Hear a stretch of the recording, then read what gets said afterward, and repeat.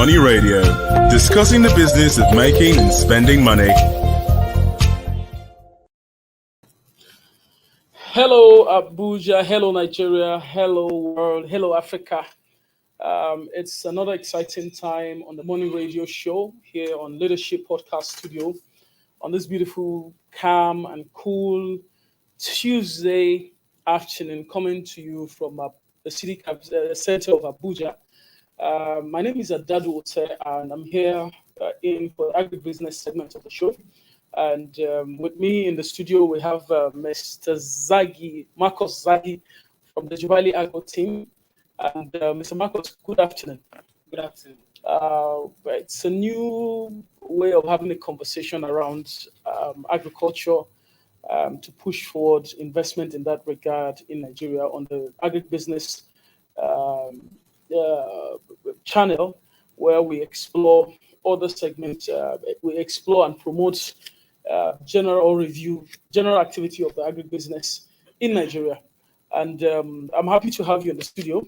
Thank you. And it's interesting that so many things is happening in the studio. So today we will go straight up to some of the headlines that are up in the agri as it relates to the agri sector, and then we can go ahead to now talk about other issues on the show.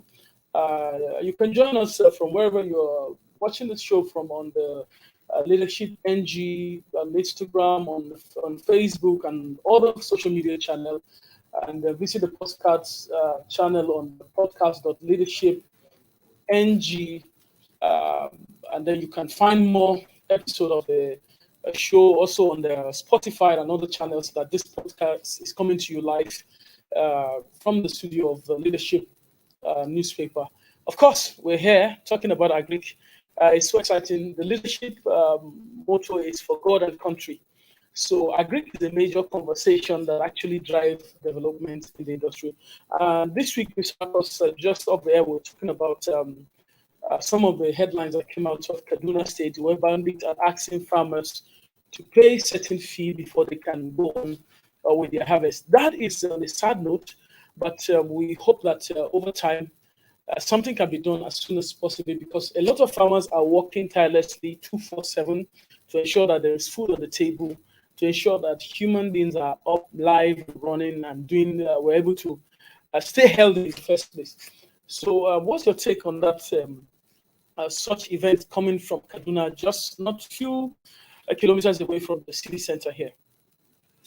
Well, actually, is a very, very sad note due to considering the economy and prices of inputs currently, and farmers are still asked to pay some certain amount to access their farm. After planting, after going through all of that, a lot hard work. A lot of investment from agri-inputs, land preparation, agrochemicals, fertilizers, and you have to pay another extra money to access your food from the farm. Is actually a certain. And what that means is that we're already faced with a lot of high level of inflation in the industry. But the implication of that is for a farmer who goes through that kind of stress of paying extra levy, they call it levy or something, and I think that would greatly impact on food output, one on the output, because some may not even go ahead to harvest anymore. And then the price may become another big issue to deal with coming into after harvest this year. Yeah, you see, for them to ask the farmers that they have to pay a certain amount of money before they could access their produce, bringing it back to their homes. Actually, it's additional cost of production, and which will definitely discourage the farmers from farming. And actually, it will affect the farmer economically. Most of the farmers there are peasant farmers; they are not commercial farmers, and you are farming only what you eat and have a little to sell to pay off some of the bills in your house, and you're asked to pay money again for. So if you don't have money to pay, it means you are not going to harvest your crops. You're not bringing anything back home. So survival will be a kind of additional challenge in this situation. And it's not a good comment for I totally agree with you, Mr. Marcus. But I mean, we also use this channel to also appeal to everybody in authority who really need to get something done. We know that yes, the team is doing a whole lot, but I think more has to be, a lot of effort has to go into some of those communities, and then find a way to actually provide total and lasting solution to this effect. Okay, so and another thing too, there is also this conversation around the rising cost of food. In Abuja, I think I'll just take us through a brief list of what some of the food prices are at the moment. An average of chicken is now going for at least 2,400 to 2,700 per kilo, and that depends on where you're also buying it from. A turkey is now going for 4,900 to 3,900 to 4,200, depending on what to buy. And as regard Turkey, we've also noticed a very huge trend. Uh, the federal government were really trying to ensure that people consume local meals. But most of our consumers in Nigeria, I am still trying to understand why we are not patronizing our locally produced turkey. A lot of people prefer the so-called 306, and that one comes with much of the bone with less protein on it. And I still don't understand why is what is more available in our local market. So and at the moment is going for above 3,900 to 4,200, and that's also very huge. Maize is still around 300, and maize, which is commonly masara in this part of northern part of the world, maize is still around 300 to 350 per mudu of maize at the moment. We also have granite is actually everywhere. So an average granite price, it depends on where you're buying. But in FCT here, most of the local market around, the granite is within 200 to 250. I can hear somebody shouting, "Hey!" and they're selling cup for one modu for a cup of granules for 100 naira. Almost everywhere in Abuja, anywhere you see granite, you ask them, they tell you 100 naira. But a mudu is going, but you will not blame them because those are also they're adding value because they're not selling the granite fresh. They had to boil and cook it before they now sell. They pay transport to also come to city center or other segments and hawk it. They pay tax. They pay tax. There are not sellers don't pay tax in Nigeria. So, but on the average, is within 200 to 250. There is a mudu of granite. That's for the fresh granite. And then so most at the end of this, yams are actually a bit dropping, but truly output on yam is still low. So for tubers, on the average, you can still find, depending on the size, but you can still find some tubers going for within the range of 500 to 1,500, and that would depend on the average size of the tubers of yam generally. But in all, Mr. Marcus, I know that your team has done quite a whole lot in ensuring that this food price we try as much as possible to drag it down to reduce cost of production. I mean, why do you think this is still on the headline of event or people still having to deal with inflation, a high price in food in our local markets? There are high price in food in the local market because no, not only food, everything now is becoming expensive. Mm, So a farmer who usually buy agrochemical, for example, 1 liter at 1,000 naira, and subsequently overnight you had agrochemical 1 liter is selling for 3,000 naira, mm. and the fertilizer which you used to buy at And 2,000 I naira also now is understand that 30.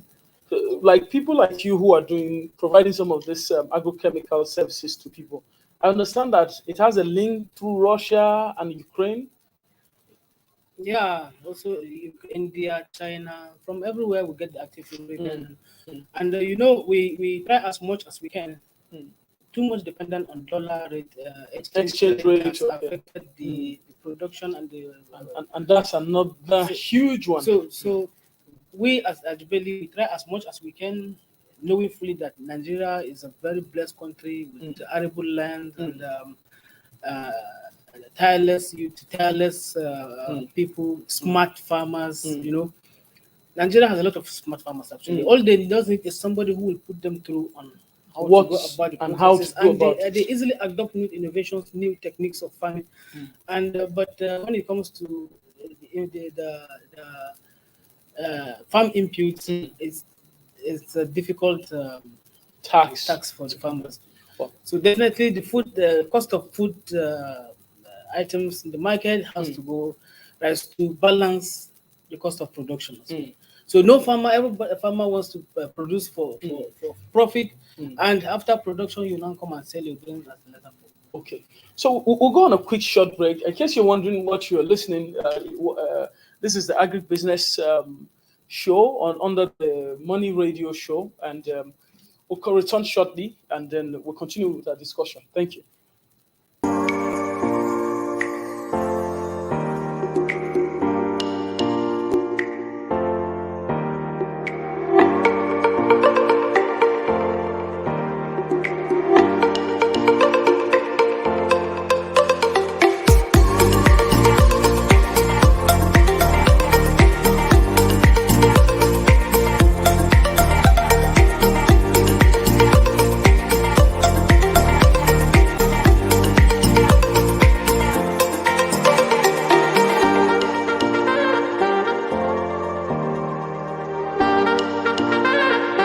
For sponsorship and advert placements, please contact 080-3688-6158. Last Word Leadership Podcast Studio. You have the last word.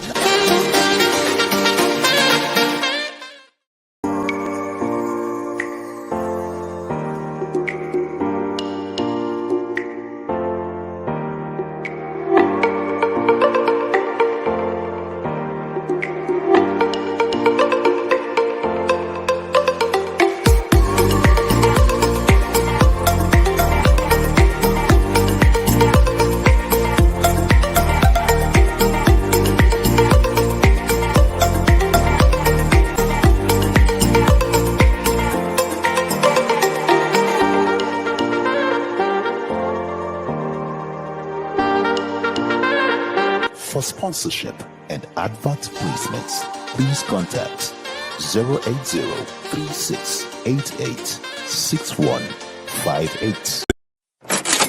Money Radio, discussing the business of making and spending money.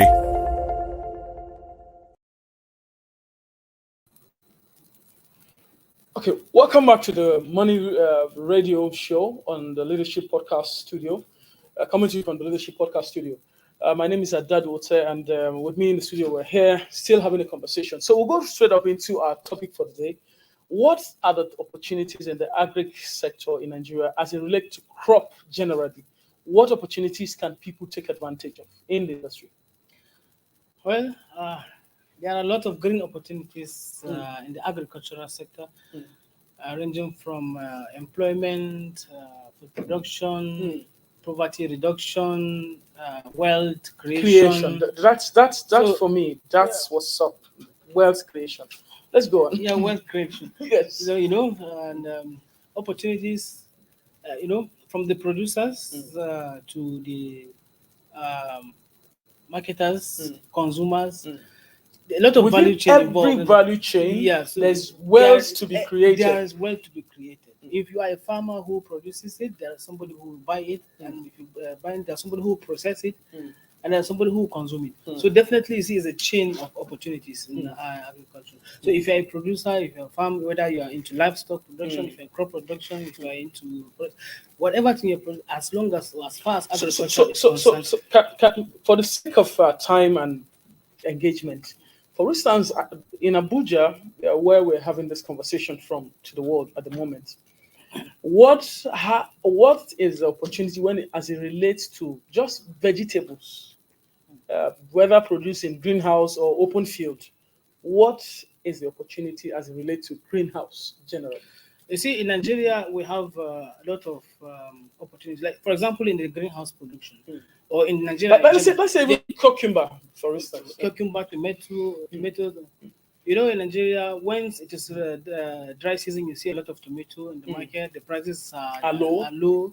and the rainy season, the tomato are scarce, the prices are high. A kg is selling at 2,000 per kg, but people doesn't know that there is an opportunity like this. If you are producing the open field and you don't have a very good seed, highly resistant seed, for Seed. example, you end up losing your crops because there are some crops that doesn't withstand high rainfall or wind. It causes abortion to the plant. But if you are producing in a greenhouse, for example, whether under a controlled atmosphere, System. a controlled temperature, But a is that not controlled, expensive for people who are listening who may want to explore other opportunities that they want to? Things are a whole lot is happening within the industry or in the country. People need to. What can we even create? Is it behind my house? Can I? Will I? I mean, are there opportunities that we can explore by just raising some cucumbers behind my building, sell them, make some money, and support the family? yeah, you see, at Jubele Agrotech, we look at the farmer, we look at what are the problems of the farmer. When we brought in greenhouses initially, people were not buying it. We went back to our drawing board. What is happening? Why are people not buying? But we found out that these greenhouses will have the sizes are not what people can afford immediately. Not everybody can afford it. You have to be a very Wealthy well person man or before have a you- lot of So now money. we look at it and say, okay, what if we bring it in different sizes? So we say, okay, we bring it in different sizes. Now we have greenhouses of different sizes. You don't have So to be a rich micro man. in your little Yes, in space. your little space at the back of your house, small plot. You have a different sizes. We install for you, and the production continues. There, you will not be afraid of wind, high wind, rainfall, insects. It reduces the high level of use of pesticides in the greenhouses. So there are highly new innovation techniques of farming that Nigerians have not adopted yet.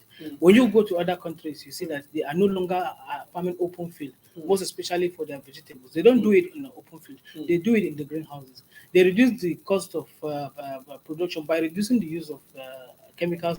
Water application is controlled. Fertilizer application is All controlled. in a Insects are micro controlled. solution In- of the greenhouse. exactly. Growing vegetables, Growing vegetables. for either smaller markets Smaller arrangement. market or bigger market, as long as production is concerned, you have if you have the facilities, you have the greenhouses, you produce your crop with a free stress. And also we give technical support for free. We install it and we follow up with you. We see how you do it. We advise you on So, what so, to do. so I want to clarify something.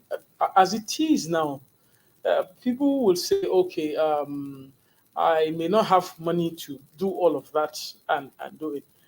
Looking at Nigerian population, we are still we are still underproducing most of what we eat in Nigeria, and there is the need to expand production in all of this area. For somebody who is listening, how can I start a small greenhouse solution?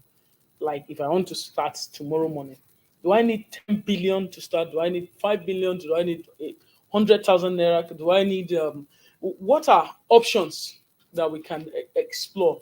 Because these opportunities are within the system, but many people are not aware of how can they take advantage of these opportunities. There are you don't need 10 billion, you don't need 1 million to install a greenhouse. If you have 200,000, 300,000, you can install a greenhouse and you can start your production. And if you start your production, definitely your output at the end of the production season will be better. You produce a healthy fruit, the market is there already.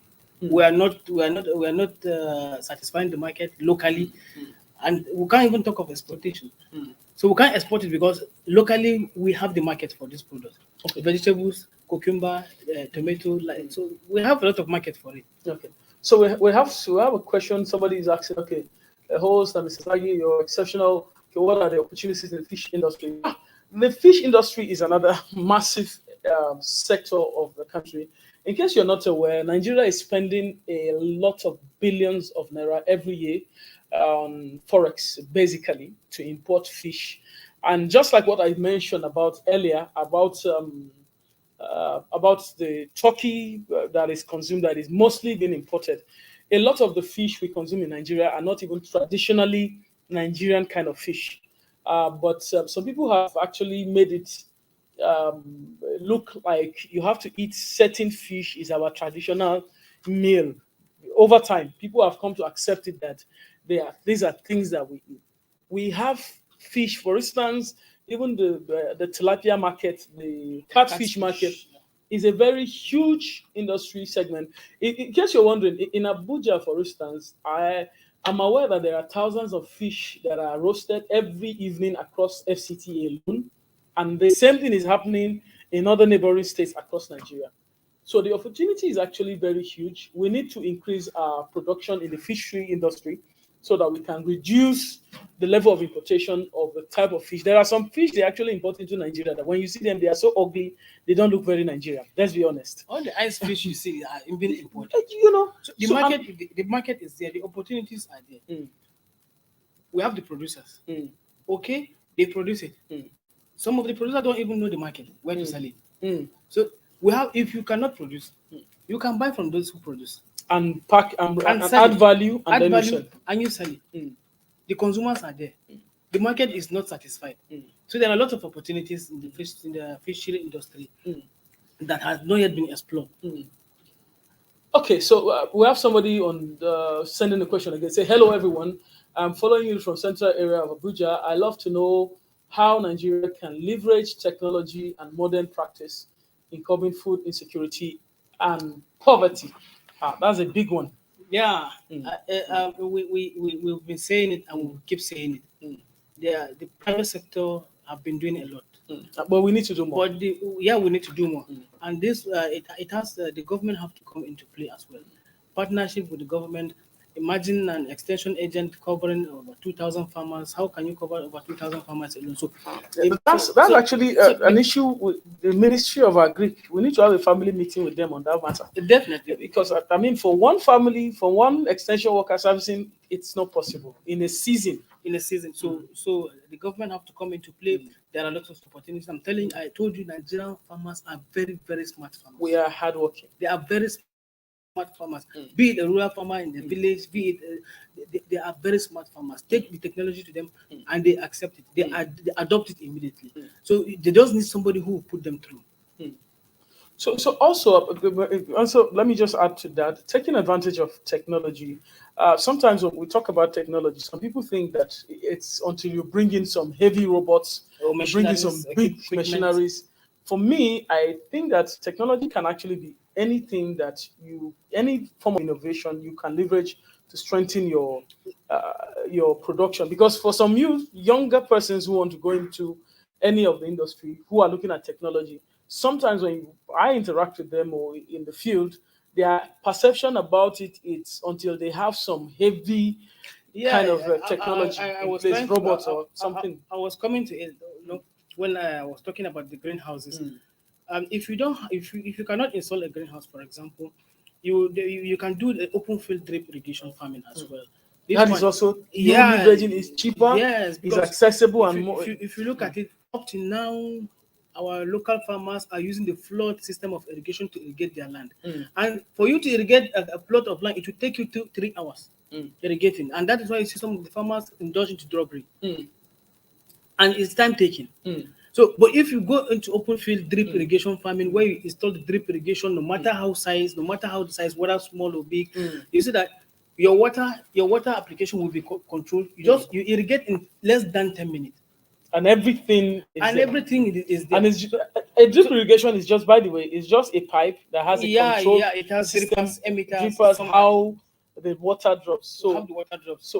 So these ones are very easy to install and very easy to manage, very easy to control, and you get your output. So you don't need to stress yourself and going for flood irrigation where you open and close the border so that water can penetrate to this layout, water can go to this layout. No, and the more you put the water, some of the plants, for example, vegetables don't like excess water. Fungal diseases thrive very well when the moisture is high. So you see, but if in the control system where your water irrigation is controlled, you see that the grasses will not be much because the water droplets are at the base of the plant, so they don't wet everywhere.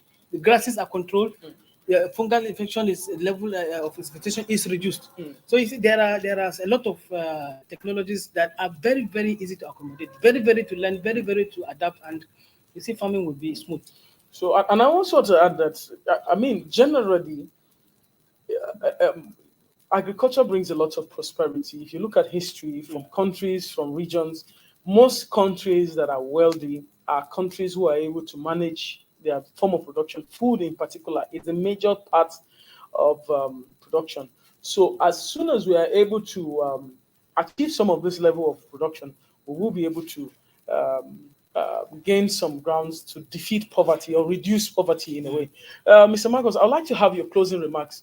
How can we have a sustainable, take advantage of, in just a short sentence, how do we take advantage of these opportunities? Actually, we need to forget about the oil money. We need to forget about the gold Forget money. about the oil money. So- Did you hear that? Because I've been, lately, we hear so much people, not because of the rebranding and all of that of the NNPC, but there's been a lot of emphasis on oil, even within our conversation, than they are on agric and all of that. And most times, what I always say is that if the emphasis is on just a machine, what happens to the operator of the machine? Who is going to run the machine? When we have fuel and everywhere, what happened? Let me have your closing remarks. So definitely, That's Nigerian on the, farmers, I always say, my friends, smart people and the most patient people who nurture the crops till when they from planting to. So we have to get involved, get do involved, more. do more. We will never give up. We will definitely overcome. Okay. Thank you so much, Mr. Marcos. Thank My you. name is Adadu Ote, and in wrapping up, I would like to say that whatever you do in the coming days and coming weeks, make sure you're involved in the agri sector every little way you can. With this whole headlines and everything that is happening, is an indication that food is going to go a bit higher next year. So you need to be planning for your food. My name is Adadu Ote. I'm your agro teller king on this podcast. And we hope to do this again, same time, same channel. Make it a date with us, and then we will bring more of this to you. Thank you so much, and do have a lovely week ahead. Thank you for watching. For sponsorship and advert placements, please contact 080-3688-6158. Last Word Leadership Podcast Studio. You have the last word.